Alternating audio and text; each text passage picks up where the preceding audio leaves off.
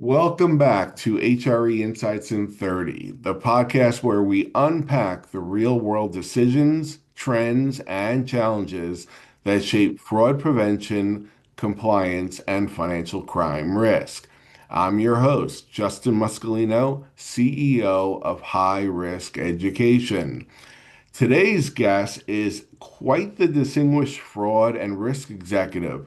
She has amazingly deep experience and leadership experience as well, and also a long track record of protecting financial institutions.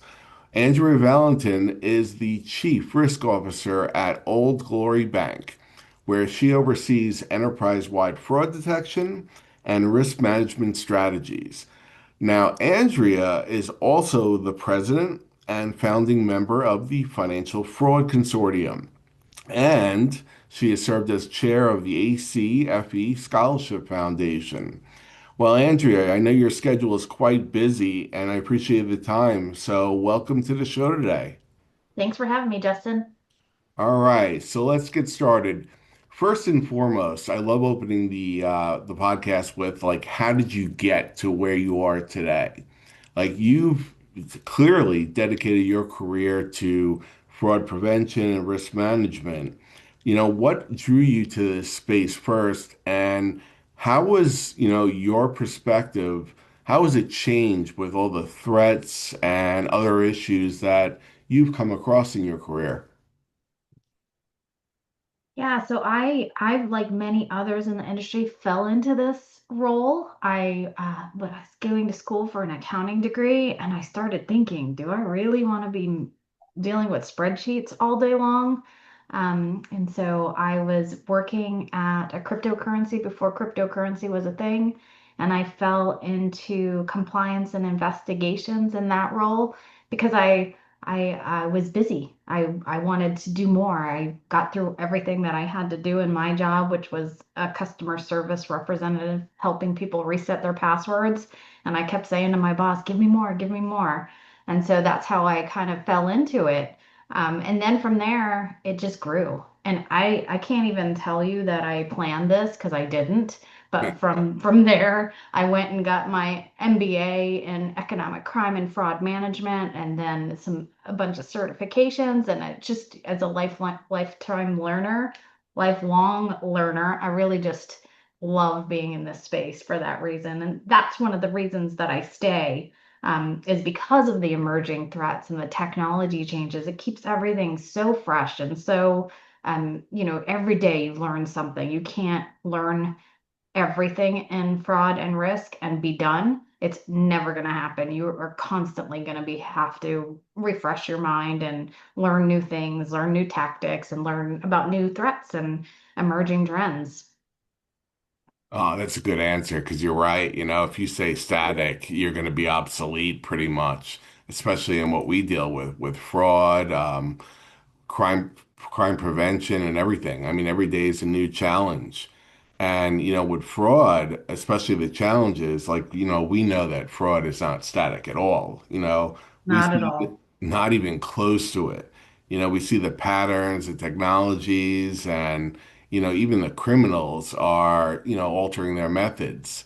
So, from your perspective, what are some of the most, I guess, persistent or even surprising challenges, fraud teams face today?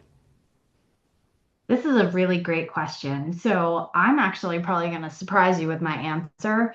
I think the most persistent and surprising challenge that I've kind of been tossing around in my brain is our inability to get out of our own way. Yeah. So we as fraud fighters, we tend to get compassion fatigue. We Mm, get overwhelmed with, the stories of grandma falling for a romance scam or, a customer giving away their secure access code and all of those things. It ends up taking a toll on fraud fighters. And then you'll hear fraud fighters say, I don't like to talk to people. Well, guess what? If you're not going to collaborate, you're not going to be successful, right? And so that's one of the things that I find surprising is that there's just this kind of mentality and the types of people that get into the anti-fraud and risk world, and they don't typically like people. And, you can be introverted. I'm extremely introverted and still collaborate and talk with people. And that's how you're going to survive in this industry. So it's just surprising to me that it's taken us this long, but I am seeing signs in the industry that this collaboration is starting to come together and people are kind of taking the handcuffs off and starting to really open up and talk to each other. Yeah, that is a really good point because, customers are the ones who are ultimately on the hook, at least majority of the time. And that's what we have to show compassion and, really care about doing the right thing for them. And it's funny, Andrea, because it leads me to my next question. Because, as you mentioned, fraud is not just about the loss, right? Not the prevention of it, but it's also about protecting the customer and keeping that trust. So I'm curious on this question. How do you balance fraud detection with the customer experience? Especially, when automation and AI are becoming, increasingly part of the equation these days. Automation and AI really can help us if we really put our minds to it. So, the way that I look at it is those are tools that we should be using to improve the customer experience, to make sure we're saying things that they have the right tone. Um, and so I think as fraud fighters, we tend to be, well, we're working our alert bucket and it's black and white Mm. for us. But it's you're very rarely going to get a case where it's just clear cut the customer committed the fraud or something like that, right? You have to make sure you're treating all customers as victims or not at least not treating them as the subject of your investigation until you understand the the the underlying case beneath it, right? So that's collaboration with whoever your consumer is, your business customer, your consumer customer.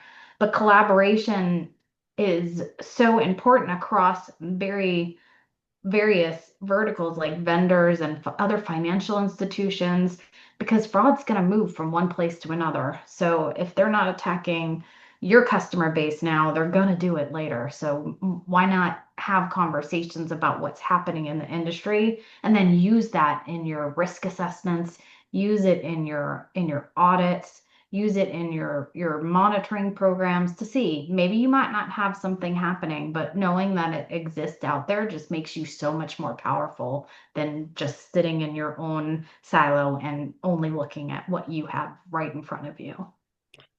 All right, that's awesome. Thank you for that. And it kind of leads to my other question about just AI and emerging technologies, because, it's becoming more and more of the norm. So, like, I guess from your experience, where are the opportunities and limitations on, AI and emerging tech and I guess in fraud detection overall? AI has a ton of opportunities. There are simple things that you can do from improving your customer scripting to setting it up and teaching AI to write policies and PowerPoints and documents and process flows for you. That's the easiest, less scary use case, right? Then you get into the more robust solutions where AI can really be used to help you find patterns that you haven't expected to see. I think that there's a lot of scary, everybody's scared of AI, but in Yeah. the end, when you look at it, we've been using AI in the fraud space for a very long time. If you've ever used a fraud system, the Falcon or FICO, right? It's been around for years and years and years. And so if you shop on Amazon, it's the same thing. It's suggesting things to you based off of your past experience. So I think the important thing to do is to make sure we're having open and honest dialogues and talk about what our policies need to look like. Certainly with companies like ours, Old Glory is very, very focused on privacy, security, and liberty. We're not going to use an AI company that's going to share our data. That's one of the things that we are just not going to do. But that doesn't mean that we can't use it to help us automate our operational processes, help us find missing patterns that will then lead to better customer experiences for everybody, as well as it's really going to improve the employee experience. But what that means is that as fraud fighters, we're going to have to adapt, and we can't just keep fighting it. We have to learn how to use it and make it our friend. Good answer. And you know what? It's about getting over that fear, you know. Remember with the example, I think we spoke a few weeks back, it's like the microwave, the internet, you know, Yeah. they're not going away. I mean, we could want it to go away, we could be fearful of it and ignore it, but it's here. And I think this year in 2026, AI training will be, I guess, more comprehensive. And I think the fear factor, hopefully dwindles down to a certain point where people start embracing it more. But, we shall see. Now, the last question to you is really kind of wrapping this up and talking about the skills and habits that, fraud and risk professionals should really have.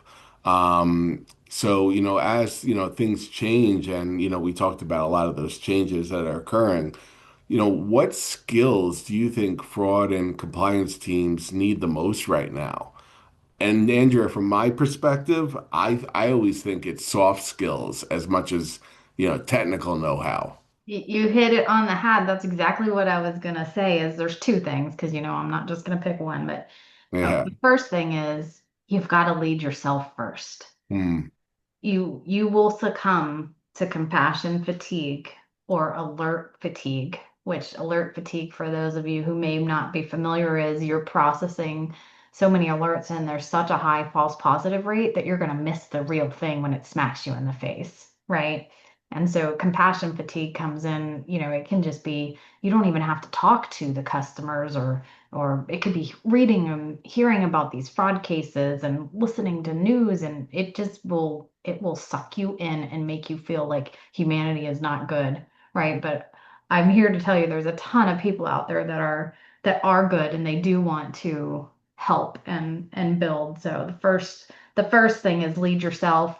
Make sure that you are taking time to educate yourself, and take time to rest and recharge. Because if you don't, you're not going to be able to operate from a place of clarity.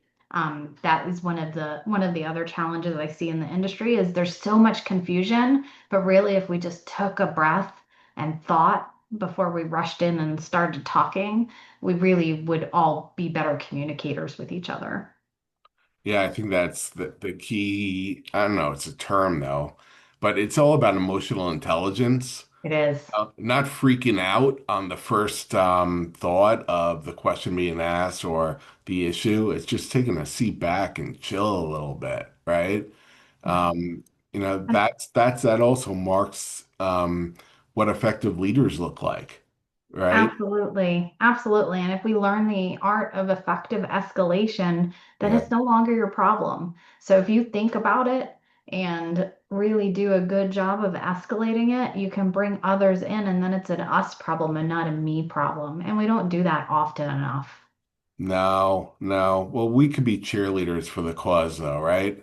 For sure. For All sure. right, I'll get my pom-poms and we'll go hit the streets. Yep. And we're gonna make sure we don't stand in front of the microwave while we're doing that, right? No, you never know what's going to happen. I could have two noses in the future or something like that. Who knows? Yep. Um, but Andrea, thank you so much for coming aboard. I was looking forward to this conversation for a while, so thank you very much. Thanks for having me. I'm super excited about this year and what we're going to do with high risk education, what we're doing at Old Glory, and what we're doing with the Financial Fraud Consortium. We have got an exciting announcement that's coming up soon with that group, so stay tuned. All right, I'm looking forward as well. And, to our listeners, this is exactly why this show exists, really to give you the practical, real world guidance from people that are shaping the future of risk and compliance. So thanks for tuning in. Stay curious, keep learning, and take care.